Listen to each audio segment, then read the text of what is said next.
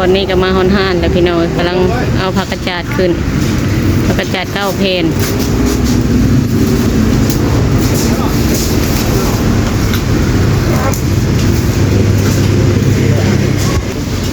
ผักกระจาด9 เพนสังกะสี16 เพนสังกะสี9 ฟุตใช้กระเครื่องอื่นอีกตะปูประเภทอันบานพับประตูให้โล่เมื่อส่งพี่น้องเลยเพราะว่าท่านเสียให้แม่จอยเอา3 โลแล้วมามันเมื่อบ่ได้พี่น้องมันมีผักกระจาดลายแต่เอาโลเมื่อ3 โลเราหู้อยู่พี่น้องเราเคยไปส่งเพื่อนั่นตลอดเดี๋ยวพอดินจะชันตามใจเพื่อเราไปส่งถ้าเพื่อนเอาเครื่องขึ้น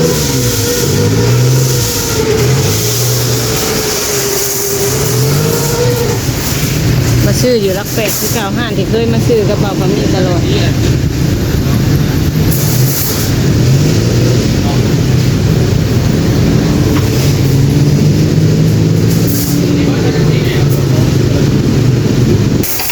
จะได้กล่าวสบายดีพ่อแม่พี่น้องเบิดสุขสุขคนเด้อคลิปนี้มาซื้อเครื่องกระเป๋าพามีพี่น้องนี่ทานน้ำกัน2 ล้านกับ22,000พี่น้องนี่ค่ะ9 เพนแต่กระสังสี16 เพนตะปูพวกไปมันผับไรก้อนนั่นแหละโดยสังกะสี4ก็บ่มีซื้อนั่งหนาโดยมันจะเฮาถือเมื่อเองเนาะตัวนะเดี๋ยวเขาจ้างเพื่อนไปน้องดูว่า2 แสนท่านล่อไม่จ่อยมันคนบ่ได้พี่น้องเอ้ยมันหลายเพราะว่ามันอยู่รัก8สุดท้ายก็เข้ามาในเมืองบ่ได้ก็เลยให้3 โลมาส่งกันบัดเดียวเลย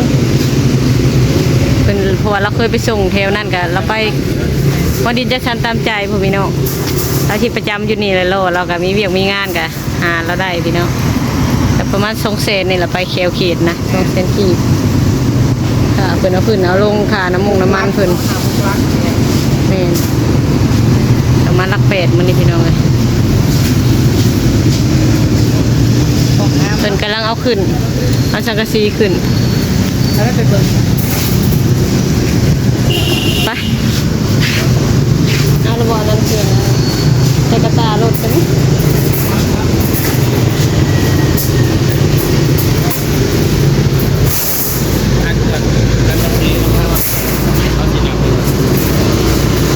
นี่ใส่กระตารถนั่นแหละแม่นเอาหน้าผันบนแล้วให้เรามาเบิ่งก่อนแม่นอะไรช่วยสอนอยู่มาเช็คก่อนพี่น้องเลย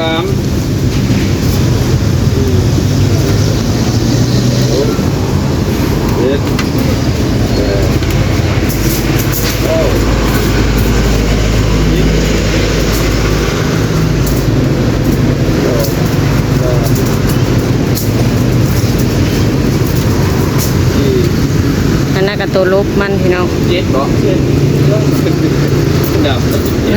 นับไม่อันนี้ก็เป็นห้านที่เคยมาซื้อตลอดอยู่พี่น้องเลยมากระบะพามีมาชวนลายมาซื้ออยู่นี่เป็นอนุญาตให้ถ่ายได้นับสังกะสีก่อนเพราะว่าเคยมาซื้ออยู่นี่เคยถ่ายอยู่คลิปกัน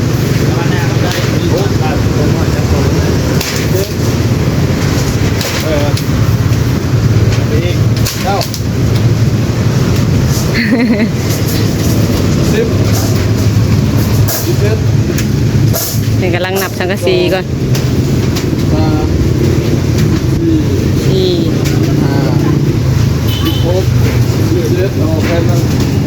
เหลือแผ่น1พี่น้องออกแผ่น1จะฟ้องห้านเพิ่นพี่น้องเป็นอนุญาตให้ถ่ายเด้อพี่น้องถามเพิ่นแล้วนี่จะเพิ่นเอาขึ้นแล้วกับเมื่อวันนี้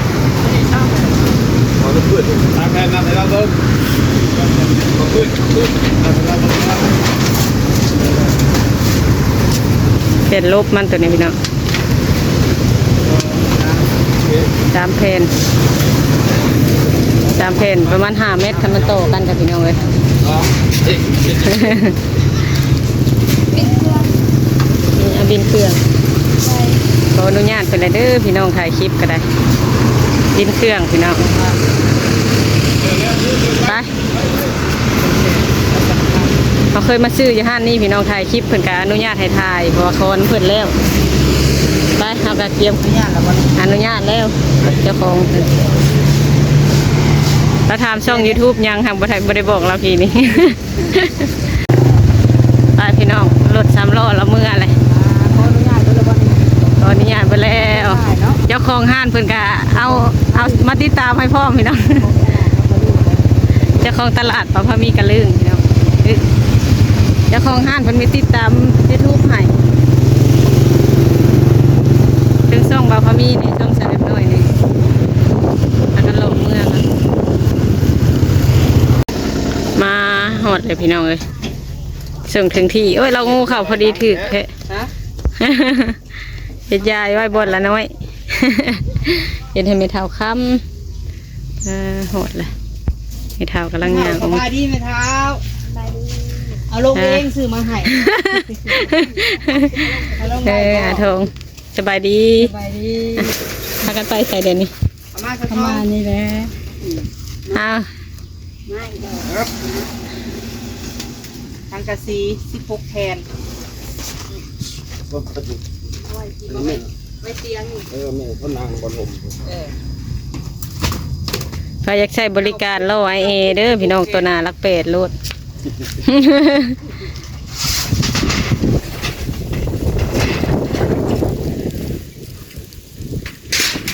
จะคลิปบ่นี่นะ แม่ โอ้ดังเหรอ ขออนุญาตถ่ายหน่อยเด้อ เราชุดเลยบ่ อัน นี่ นี้พักกระจาดนี่อันนั้นพี่น้อง9แผ่น 9 เพน สังกะสี16แผ่นแล้วก็แผ่นลบอันนี้3ท่อน3ท่อนเนี่ย6 เมตร ขึ้นน้ำมายาวบ่ได้จะไปตัด3 นี่ลบเพิ่ง เอานี่ลบมันจังคัก กระปุกวันผับไรกร อยู่กระตารถพุ่น ไม้แช่ตะกองมาไปใช้มาได้เลยมาได้นี่แหละมาเฮา นะฮัดจอบเตาถ่านลูกชายบ่ มาเฮาไม่เบียกบ่มาลิน เป็นมาลินอาทองมาลิน ยืมหนึ่งก้อนนะมันเงินนะตามเลยเนาะ โยผู้สาวเอ้ยคอยเด็กผู้สาวได้เห็นกระเป๋าเป๋าน้อยสีดำ อ๋อ นี่ แม่เชือกนี่เมียนมัดนี่บ่ซื้อตัวนี้ คือกันได้ว่าเอาลงเลยวะ เพราะเอามานะเอาไม้สู้ลงทีละเพจนะ เข้าไปอย่างไรมันฮักเข้าไปอย่างไรมันเป็นห้อยนะ โอ้บ่มีบ่ฮักดอก ผมมีบนฮักบอก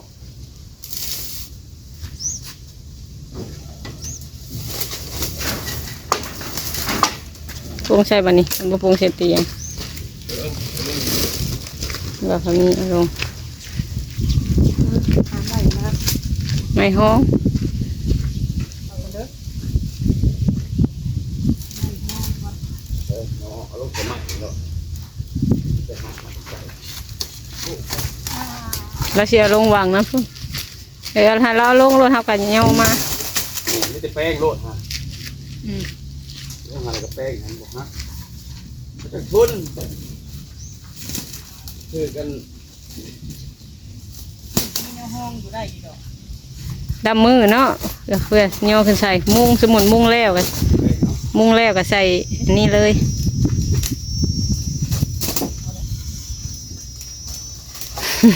ลูกมีนาได้ดีนะ บ่ไหม้กับเบิ่งคือสิเก๋คักบางเสื้อกับไม้อ้อนบางเดือกับเอาสาร มัน แผ่นเท่าไรนี่คือ เพ่น85บ่พอมี 85,000เพื่อนนึงนะ แม่นเพ่นละ85,000 นั่นแหละว่าหัน90ผู้ใด อืม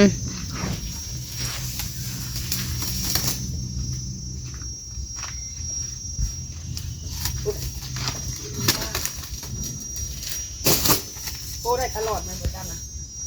อันนี้ เบอร์จันโทรได้ตลอดบ่ เบอร์นั้นจะได้หันบ่แม่น อ้าวจะผู้ให้เข้าทัน พี่เบอร์อยู่ทงพี่เด้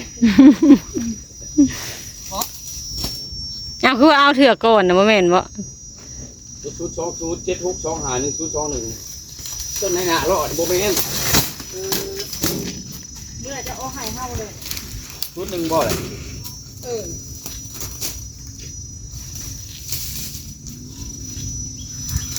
มาลงก่อนพี่น้องเลยเราทางลง ลงกันเลย เอาขึ้นโคมใส่ไม้ไว้ โดยพี่น้อง พอดีว่าพากันไปซื้อผ้ากระจาดซื้ออันสังกะสีก็บอกพามีไปโลเพิ่นมาส่งเอาลงแล้วเลยเฉลิมน้อยก็เลยมาทางตูบน้องไผ่พี่เลยพี่น้องจ้างโลเพิ่นมาส่งให้นะ2 เซนพี่น้องเลยกันว่าหาไม่จ่อยไปกันมันเอามาบ่ได้ใส่เล่งเรามันหลายผ้ากระจาดนี่แหละคันสังกะสีนำมาได้อยู่กันว่ารถใหญ่เข้าไปกัน3 เซนเพื่ออะไรพี่น้องรถทุนใดคือเราเคยไปเอาให้นะพี่น้องคืออันนี้นะอัน3 โลเขาอยู่ในหันเลยเขามาส่งให้2 เซนเป็นเอานะพี่น้องพากันมาหอดเลยทางน้องไผ่กับมุกมุกปลาคออะไรพี่น้องที่เพิ่นได้มาเมื่อวานนี้ก็ไม่เท่าคำเขาปลานางกับมาอยู่น้ำกันนี่เลยพี่น้องเลยกำลังมุกปลากำลังนึ่งนะพี่น้องมุกแล้วแหละเป็นเคียมมาแต่เฮือนเพิ่นผู้กำลังนึ่งกำลังพากันลับปลาพอมีปลาดุกปีกปลาดุกออกมาลับปลาดุกนี่เป็นกำลังเกียมเห็ดอยู่เห็ดกินเฉลิมน้อยก็เลยมาอัดคลิปอยู่นี่ก่อนพี่น้องเพราะว่าถ่ายคลิปอยู่แล้วแบตมันเบิดพี่น้องบริสากแบตเมื่อคืนนี้ลืมใส่สากพี่น้องลืมใส่สากอยู่อันตูบเพื่อนบ่าวพามีพี่น้องแล้วก็บ่ได้เอาเมื่อนะพี่น้องสากตัวอยู่เพื่อนมันบ่อยากเข้าปันใดได้บ่ลายปันใดแต่ว่ามาถ่ายคลิปกับฮอดบ่แล้วพี่น้องก็เลยมายืม power bank บ่าวพามีสากแล้วก็มาถ่ายต่อให้มันจบคลิปเนี่ยพี่น้องเลยแต่ว่าผู้เรามาส่งแล้วกับเมื่อเลยแต่เล็บน้อยกับย่างมาตาทานน้องไผ่พี่เลยพี่น้องเลยเห็ดอยู่เห็ดกินข้าวอยู่พี่มันสะดวกอยู่นี่มันลมหลวงดีตูบน้องไผ่นี่ปูสาดปูย่างกินเลยกะไข่อยู่พี่น้องเลยแต่เล็บน้อยมานั่งอยู่ห่มมะเกลือข้างเฮือกสามันมีสัญญาณอยู่นี่พี่น้องอาชัยมาลงคลิปอยู่นี่ขันออกมาพี่นะสัญญาณบ่สูมีปันใดมาลงคลิปอยู่ก็มะเกลือนี่บางมือกับมีสัญญาณกับบางมือกับโบมีพี่น้องเลยอยู่นี่ก็ได้แต่ก็คล้ายกว่าบนอื่นสำหรับเครื่องโทรศัพท์ซาเลมน้อยแล้วก็ผู้ที่ใช้เบอร์มันก็มีลายลักษณ์พี่น้องลายเครือข่ายเนาะพี่น้องแต่ว่าเครือข่ายที่มันอยู่แถวนี้มีก็อาจสิได้แต่กระโบแห้งปันใดดอกพี่น้องเพราะหึงเลือดไปเทื่อหนึ่งบางมือมันแห้งกับไหลหลุดไปลงคลิปกะมันขึ้นกับสภาพอากาศนั่งเถื่อมือใดลมเนี่ยกับเป็นอีกแบบหนึ่งมือใดบรรยากาศเงียบกับเป็นอีกแบบหนึ่งลงคลิปก็ได้พี่น้องเลยมาเห็ดตูบเมตูข้ามคือเก่าพี่น้องเร็วเวียกเร็วงานทางเฮือนทางซานโพไผ่โพมันอะไรกับพากันออกมาพี่ออกมาซอยกันเห็ดเวียกเห็ดงานอยู่พี่จะมีกับเมบุญทวีพี่น้องเป็นซอยสู้เห็ดตูบไปเท่าค่ำนี่แล้วกับเมบิ้งสมทบกันพี่น้องเลยพอได้ดูเมทัลข้ามเราพอได้อยู่ได้เศร้าพี่น้องชุมเสาเด็มน้อยบ่มียังซอยกับซอยแห้งกับน้องๆครับในคุ้มในว่างวันนี้แหละพี่น้องซอยกันซอยแห้งเนี่ยพี่น้อง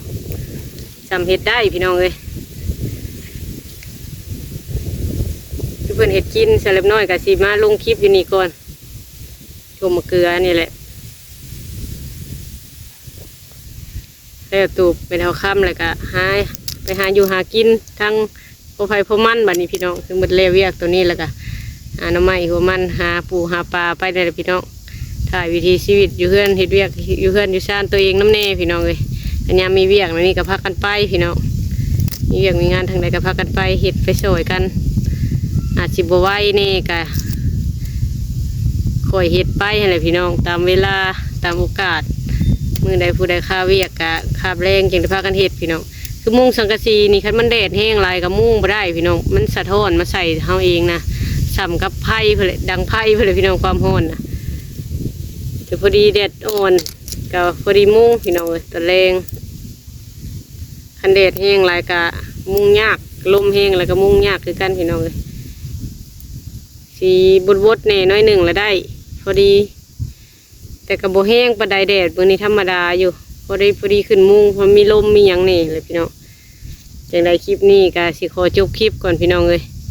แบดเบิดก็เลยถ่ายคลิปบ่จบมาถ่ายโตใส่กันให้มันได้หลายนาทีขึ้นสเล็บน้อยก็จังใดก็ขอบคุณเด้อบุทุกท่านที่มาให้กำลังใจแล้วก็ส่งคลิปให้สเล็บน้อยเป็นกำลังใจสเล็บน้อยเพราะได้มีเงินจุนเจือครอบครัวพี่น้องเดือนละเล็กละน้อยเพราะได้ซื้อพริกเกลือเป็นนัวพี่น้องเลยในครอบในครัวตื่มเทมกันเพราะได้ใส่น้ำมันหลุดไปหั่นมานี่แบบนี้เลยพี่น้องไปเอาลูกไปโรงเรียนนี่ไปหาอยู่หากินก็ต้องได้ใส่น้ำมันใส่หลุดไปเลยพี่น้องอย่างไรก็สิขอจบคลิปกันเด้อพี่น้องขอบคุณหลายๆที่ให้กำลังใจสำหรับคลิปนี้ขอจบคลิปกันเด้อพี่น้องเด้อสบายดีเด้อ